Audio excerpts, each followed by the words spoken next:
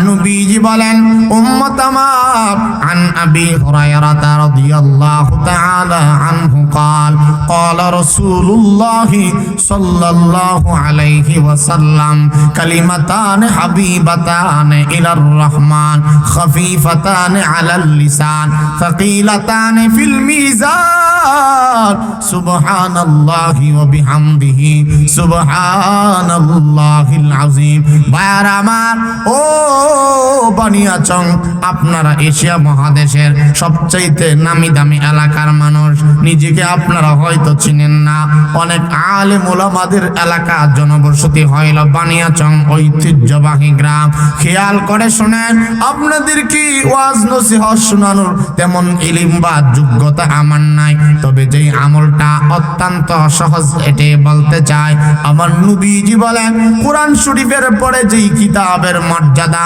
বুখারী শরীফের সর্বশেষ হাদিস ইমাম বুখারী রাহমাতুল্লাহি আলাইহি হাদিস আনছেন হাদিসের রিওয়ায়াতকারী সাহাবীর নাম হযরত আবু হুরায়রা রাদিয়াল্লাহু তাআলা আনহু সাহাবীদের মাঝে সবচেয়ে যিনি হাদিস বর্ণনা করেছেন তিনার নাম হযরত আবু হুরায়রা রাদিয়াল্লাহু তাআলা আনহু বলতে গেলে হাদিসের যত কিতাব আছে আমার ভাই সমস্ত কিতাবের পৃষ্ঠায় পৃষ্ঠায় বা পাতায় পাতায় যার নাম পাওয়া যায় তিনি হলেন হযরত আবু হুরায়রা রাদিয়াল্লাহু তাআলা আনহু আবু হুরায়রা রাদিয়াল্লাহু তাআলা আনহু থেকে বর্ণিত হাদিস আমার নবীজি মাহবুব নবী মনসুর নবী মুস্তাফা নবী সাল্লাল্লাহু আলাইহি ওয়াসাল্লাম বলেন উম্মত আমার ব্যস্ততা তো তোমাদের একেবারে শেষ হয় না সময়ের অভাবে নিজেরা আমল করার সময়টাও তো পাও না তবে যদি কিছু সময় পাও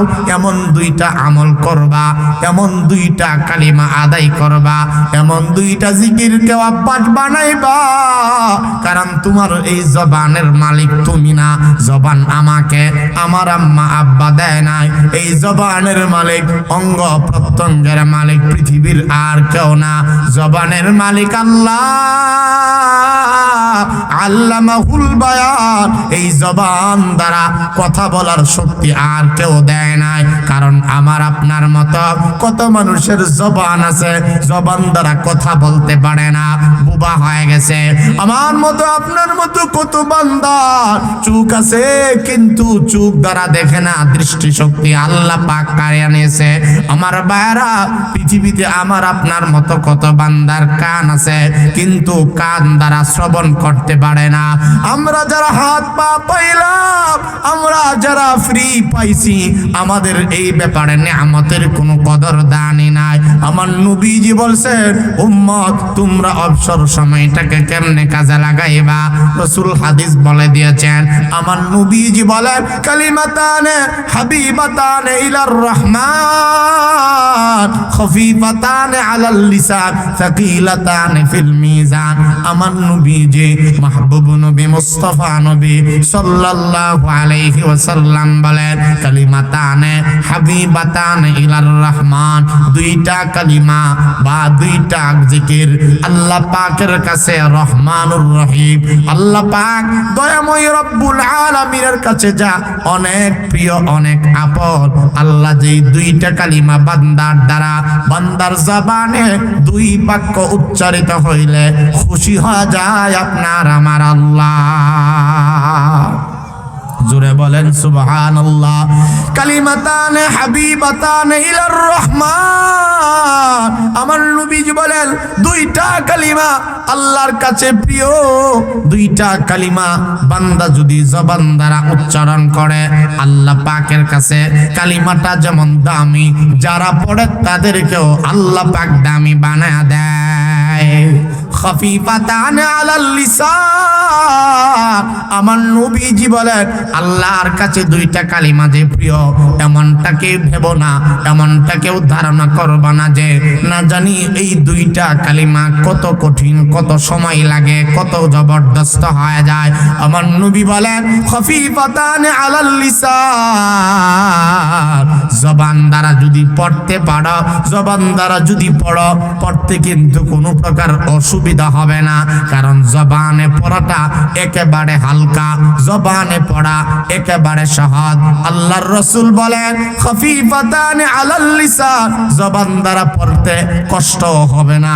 যেমনি ভাবে জবান দ্বারা পড়তে কষ্ট হবে না, তেমনি ভাবে জবান দ্বারা পড়তে সময়ও লাগবে না, সময়টাও বেঁচে যাবে।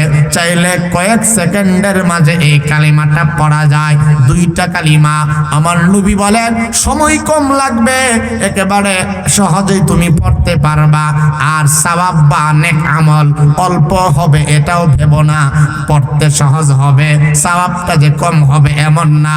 আমার নবীজি বলেন সাকিলাতান ফিল মিজান, এবং এই কালিমা যদি জবান দ্বারা পড়ো, মিজানের পাল্লা আল্লাহ তাআলা ভারী বানায়া দিবে।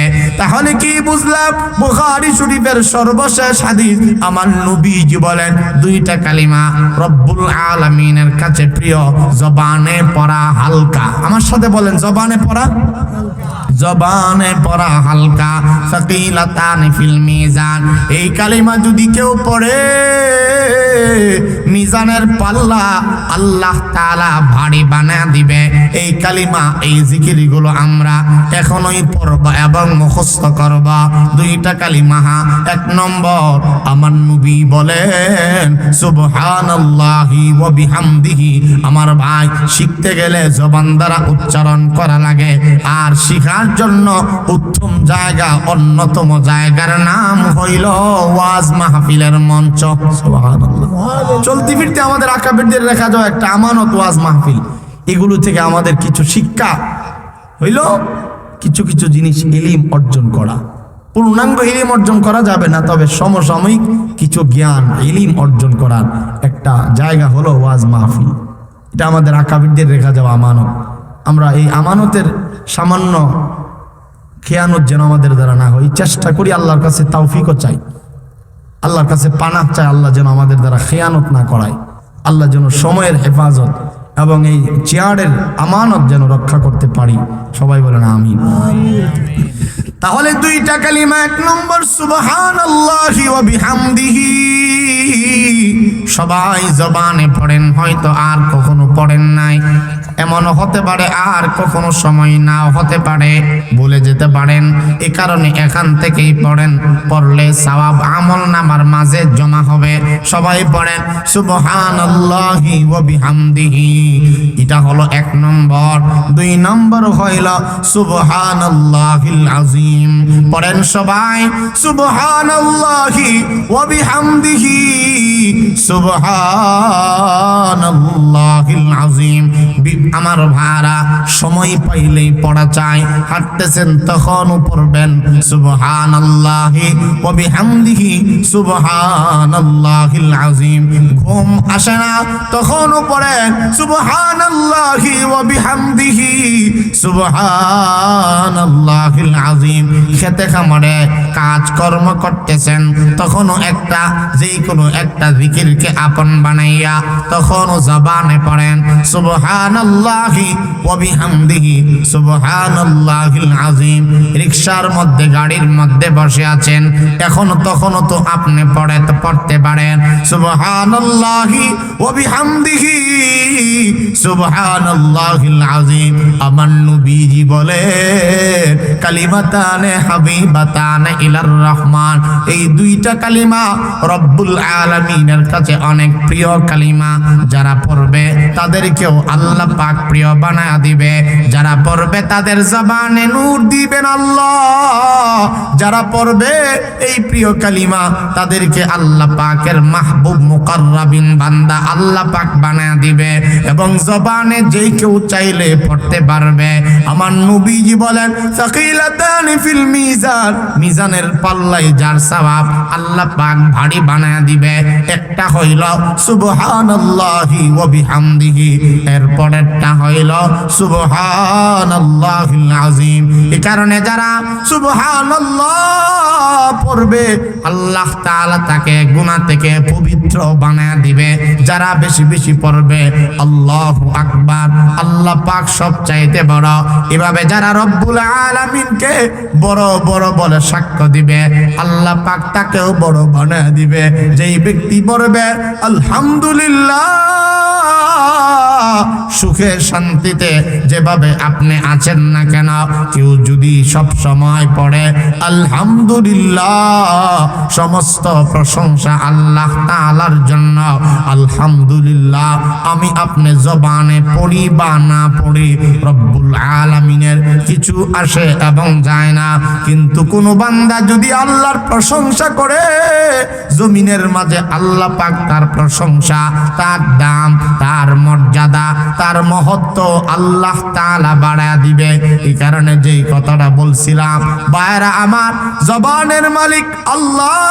এই জবানে রমজান মাস আসতেছে, কিছু কিছু শব্দ, কিছু কিছু জিকিরকে নিজের জন্য আপন বানায় নেয়। যেমন 4টা কালিমা আল্লাহ তাআলার কাছে প্রিয়।